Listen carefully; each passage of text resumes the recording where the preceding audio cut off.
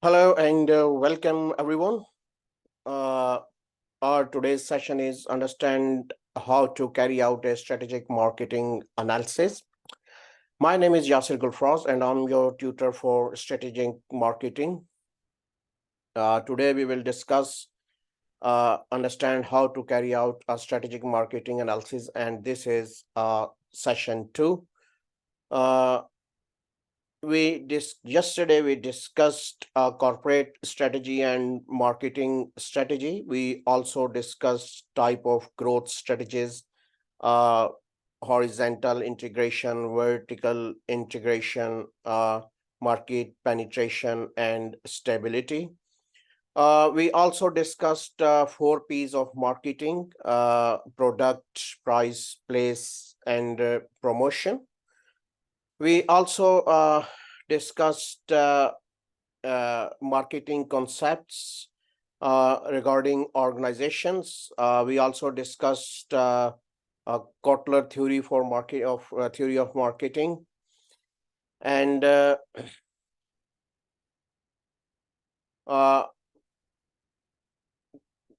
we also discussed how marketing strategies works within different markets and global markets. And also we discussed Kotler and Salt's theories. Today we are going to understand how to carry out a strategic marketing analysis. So can you see my screen and can you hear me if anyone is there?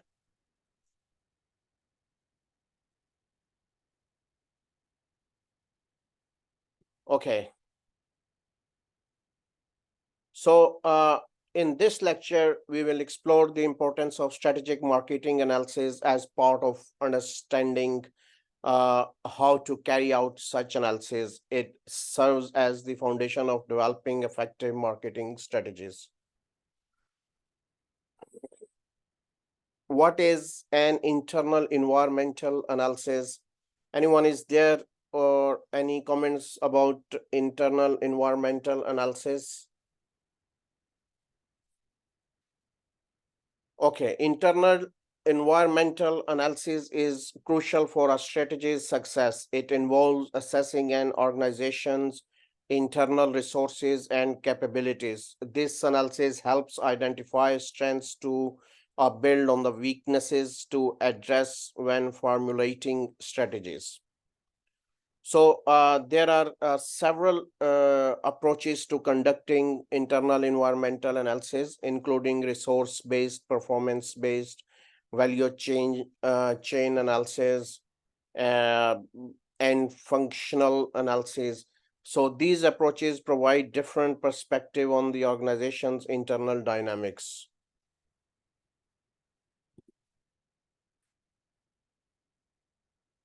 Internal analysis often includes a SWOT analysis, which identifies an organization's strengths, weaknesses, opportunities, and threats. So this data is essential for developing strategic objectives. Any comments or any question if anyone is there?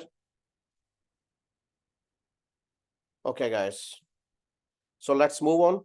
What is an external environment analysis? It is a process to identify all the external and internal elements which can affect the organization's performance. Businesses are generally influenced by their environment. All the situational factors which determine day-to-day circumstances impact firms. So what are the key elements of an external analysis? The following analyses are used to look at external factors affecting a company, market, company, and competition. So basically, external environmental analysis examine the factors, both internal and external. So that can influence organization performance. These factors include market conditions, company specific factors, and competitions. The primary elements of external analysis include analyzing the market, the company itself, and the competition. Customer analysis helps identify customer segments, motivations, and unmet needs. Competitive analysis involves evaluating competitors' strengths, weaknesses, objectives, and strategies. External analysis is also consider an organization's internal strengths and capabilities, helping identify areas where the company excels. Any questions or any comments, if anyone is there? Okay, so next is evaluate approaches to conduct an internal environmental analysis. So internal analysis explores an organization company cost, cost position, and competitive viability. It provides information about strengths, weaknesses, opportunities, and threats, which is also called SWOT. So that can inform strategic planning. Then the data generated by an internal analysis is important because you can use it to develop strategic planning objectives to sustain and grow your businesses. The data generated through internal analysis is very crucial for setting strategic planning objectives that support businesses, sustainability, and growth.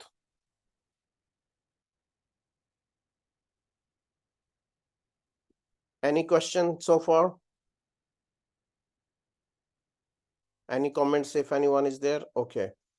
Resource-based view of strategy. Resource-based view emphasizes the internal capabilities of the organization in formulating a strategy to achieve sustainable competitive advantage in its markets and industries. So in other words, its internal capabilities determine the strategic choice it makes in competitive in its external environment. In some cases, on organizations' capabilities may actually allow it to create new markets and add value for the consumer, such as Apple, iPad, iPhone, and Toyota hybrid cars. So resource-based view relies in resources, tangible, intangible, that must be heterogeneous or immobile, and have VRIO attributes to become VARIO resources that provide competitive advantage. So basically, the resource-based view of strategy emphasizes an organization's internal capabilities in formulating strategies for sustainable competitive advantage.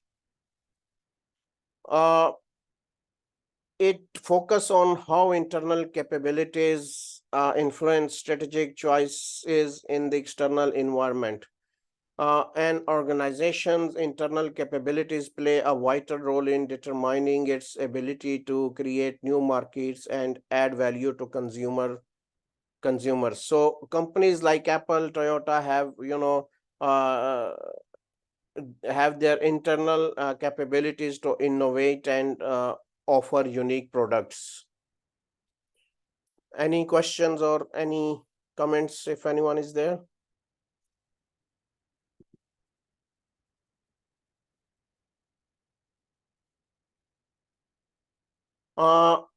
Irrespective of the size of organization, scope of business, follow functions are being performed, namely human resource development, financial management, product management, and marketing. However, in the smaller organizations, these functions might be merged or handled by owners, but careful planning and efficient strategic management of resources cannot be ignored. In case organizations has strength that it is growing online and able to connect with customers. Marketing may need to improve upon it. However, in case product is not able to meet customers' expectations, marketing can conduct market studies and provide information to product department for improvement. Finance department might need to provide funds and human resources, may provide required manpower for the innovation and development of products. So, however, how well different functional resources are integrated will impact the organizational performance. Regardless of an organization size or scope, it typically perform functions like human resource, as he said, financial management, product management, and marketing. So the efficient management of these functions and their integration is essential for successful resource planning and execution. And each function may need to collaborate to achieve the organization's strategic goals. For example, marketing may need to provide feedback to the product department to enhance products. Finance can allocate funds, and human resources can provide the required manpower for innovation. Any questions or any comments if anyone is there? Okay. McKinsey 7 framework. So is talking about McKinsey 7 frameworks. The organization culture might play an important role, which is based on the organizational shared values. The organizational culture based on shared values can significantly impact on organization's strategy. So McKinsey 7S framework may provide clear picture about fitness of strategy with structure, style, staff skills, a system. In case organizational culture requires to be changed, the management might need to look at resources and time horizon to bring in change. So here are 7S: structure, strategy, skills, staff, style, shared value, system. So basically, McKinsey 7S framework provide a clear picture of the alignment between strategy, structure, style, staff, skills, and systems within an organization. It helps assess whether the organizational culture needs to change and the resources and time required for such changes. Any questions or any comments?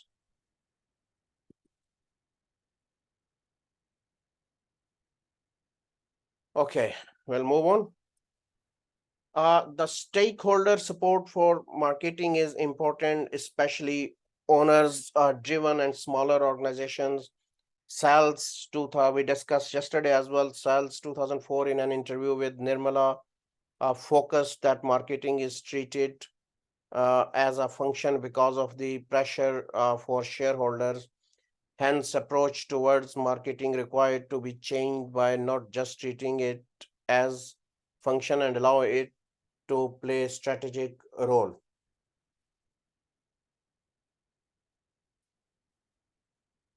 So stakeholders, including stakeholders can influence how marketing is perceived with an organization. In smaller organization, marketing is often treated as a functional area.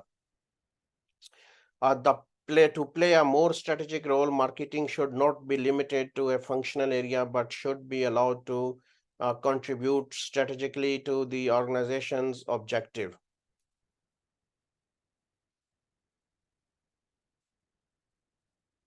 Any question or any feedback, if anyone, or sorry, any comments, if anyone is there?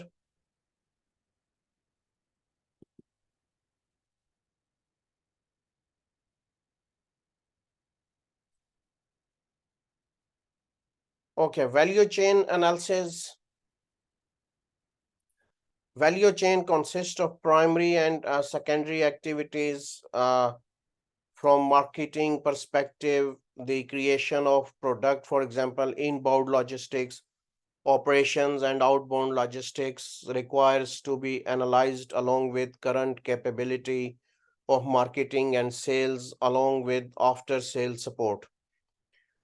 However, these activities can be completed with skilled manpower, effective use of technology, and building up required support activities.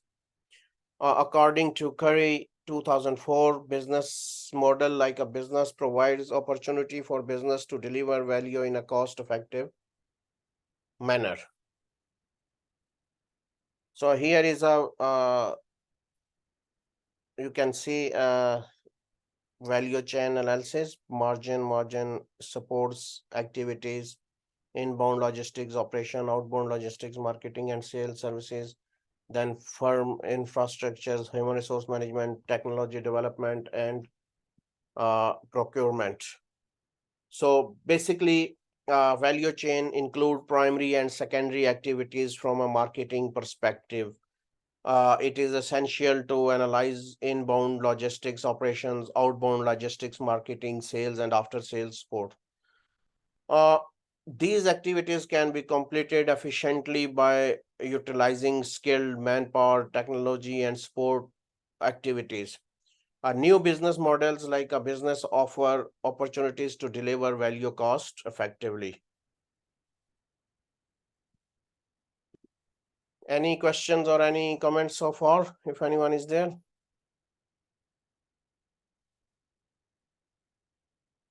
Okay, evaluate approaches to conducting an external environment analysis.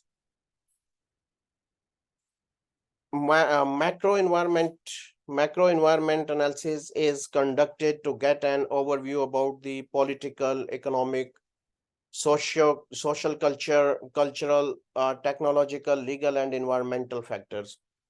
These factors are not specific for company, but private, broader picture about the market the company may be aiming to enter or already operating. These factors are interrelated. For example, change in government with conservative approach like to bring in more taxes or restrictions on MNCs. Further, pro-labor government might support labor and try to serve these demands. The economic conditions provide or impedes the growth prospects of business organizations. These growth is economy may reflect through imposed social economic status of people. Here, basically it's talking about importance of conducting a macro environment analysis to gain insight into the external factor that can impact our business. This analysis basically covers political, economic, social, cultural, technological, legal, and environmental factors. It is crucial to understand that these external factors are interconnected, as he said. So for instance, he is giving an example as well. Change in government policies can affect taxations and regulations for multinational corporation. Economic conditions can also influence people's social economic status, which in turn impacts consumer behaviors. These external factors have a significant impact on an organization's growth prospects. A thriving economy can lead to increased consumer spending, while political stability can attract more foreign investment.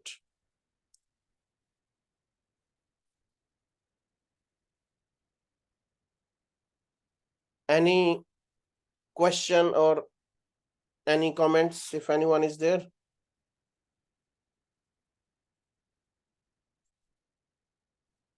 Okay.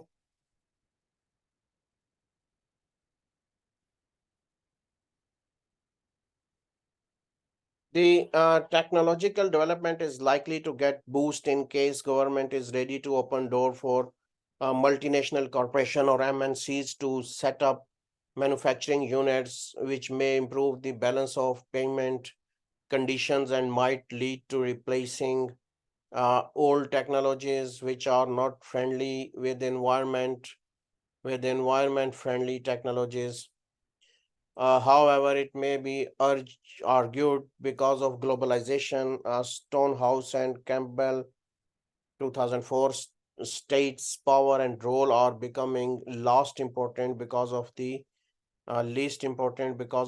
trade agreements on liberalization of their economics. Uh, we are basically examine the relationship between technological development and government policies, particularly in the context of globalization. Government policies play a crucial role in shaping technological advancements.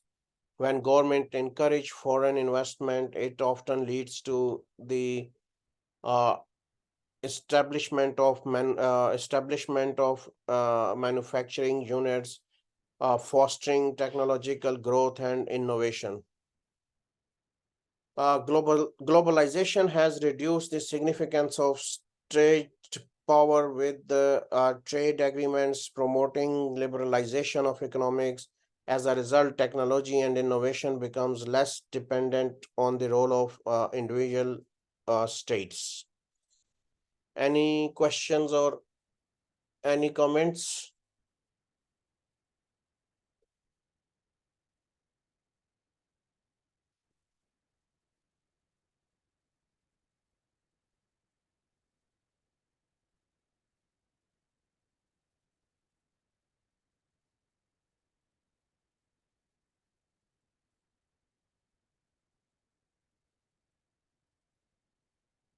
Microenvironment, according to House 2010, semiconductor industry provides an opportunity because of consistent growth. However, there is growth of intense competition and innovation. This may imply competitor analysis for growing industry is also important, and companies should not wait to face bigger challenges. Porter's five forces analysis has been used by companies for assessing industry competitive analysis. For example, Samsung case may be taken being a leading player in semiconductor industry. According to Stonehouse and Campbell, 2004, new entrant threat depends on the entry barriers. The threat is low in the semiconductors industry because of the kind of capital required to set up and complete by relatively smaller players. Secondly, the exit may be difficult because of such a huge investment. Hill and Jones 2008 suggested that power of suppliers in reflected through their ability to raise the input price. However, Samsung has large number of suppliers and small in size. They are dependent on Samsung for procurement, hence can't raise the input price. Further, it may be added Samsung is likely to incur negligible cost by shifting from one supplier to another.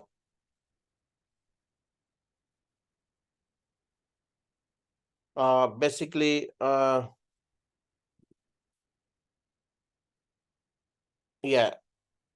microenvironment, which involves assessing factors like industry competition, entry barriers, supplier powers, buyer power, threat of substitutes, and rivalry. So competitor analysis is very essential, especially in growing industries.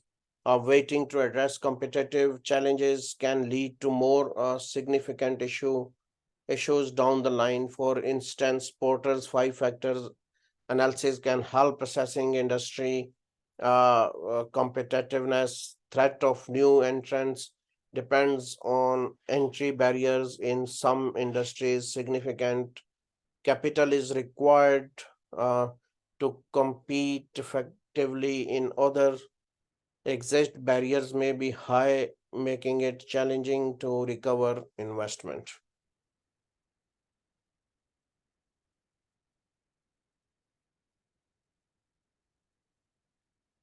Any questions so far, if anyone is there?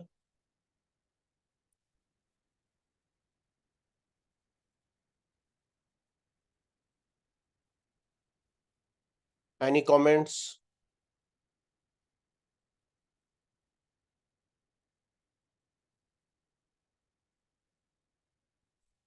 Okay. According to Reynolds, bargaining power of customers determine the price and impact long-term profitability. Since Samsung is into uh, business to business and its customer are corporate buying in large amount, might negotiate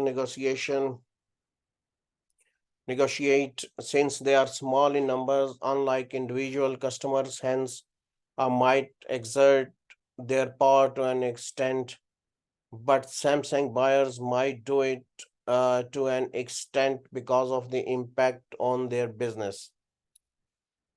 Further substitute threat is high for Samsung because of the technological advancement going on worldwide.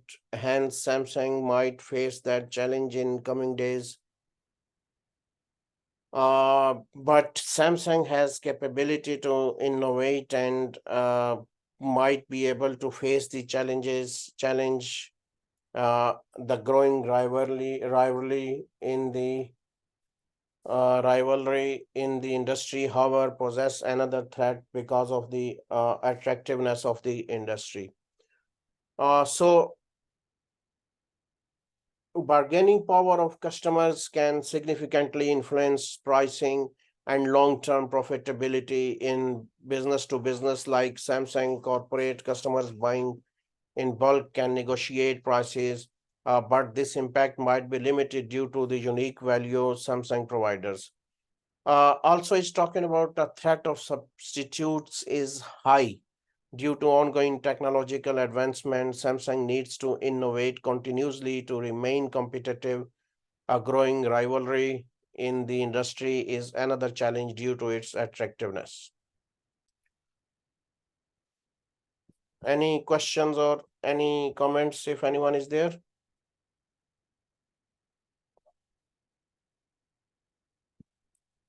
Okay, assess the integration of internal and external analysis. Business organizations has to operate in the external environment by conducting internal analysis. Businesses organizations might have insight about its own capabilities to an extent. Even the internal analysis, for example, resource-based view suggests exploring the opportunity provided by the environment. To understand the opportunity, business organization conduct external environmental analysis.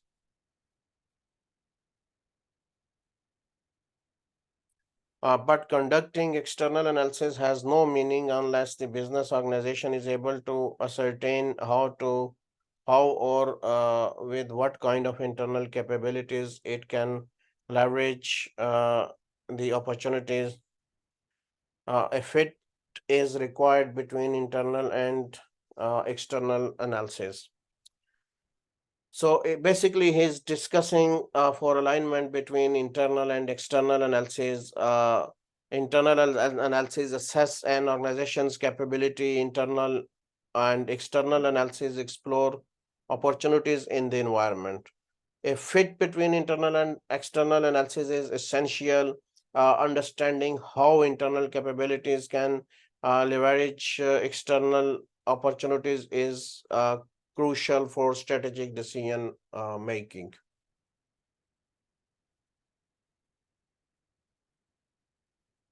Any questions so far? Any comments if anyone is there, or I hope if anyone is there, you guys can see my screen and can hear me. Right. An organization today is in constant state of flux and requires a dynamic approach to face the business challenges. The onset of 21st century has brought more challenges as well as opportunities for the organizations. However, it requires to a continuous assessment on the part of the businesses with respect of both the internal capabilities as well as the external factors impacting in the business. Knight and Coverskill 2004 pointed out that when an organization is able to correctly assess its internal capabilities and is able to devise an optimal strategy to meet the external business challenges as well as opportunities, the organizations become more competitive and are able to identify areas of growth. So in 20th century, organization must continuously assess their internal capabilities and adapt to external changes. It's a dynamic process that requires vigilance by correctly assessing internal capabilities and aligning them with external challenges and opportunities. Organizations can gain a competitive advantage and identify growth areas. Yeah. Any questions so far, if anyone is there?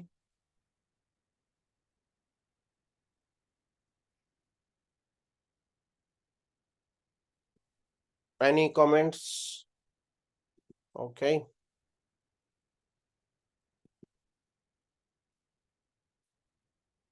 Furthermore, by a continuous assessment of the internal capabilities and modifying them according to the external business environment, organizations can find out new sources of competitive advantage, which can help them in beating competition. Therefore, the internal as well as external analysis should not be carried out in isolation and must be integrated with the overall strategy of the organization to achieve optimal result. Integration of optimal result. Integration of these analyses into the organization's overall strategy is key to achieving optimal results. Continuous assessment and adaptations based on the synergy between internal and external analysis can help organizations discover new source of competitive advantage and stay ahead of the competition. That's it for today, guys. Here some references. Reference book you can check out at your UK Versity account or learning management system. You can find out some books down there. And if you have any questions or any comments or anything you want to ask, please drop me an email at yasir at ukversity.co.uk. This was our second session, and hopefully I'll see you next weekend for our third session. By then, thank you very much for joining me for today's session. So just drop me an email if you have any question, and thank you very much, and have a good evening. Thanks and bye for now.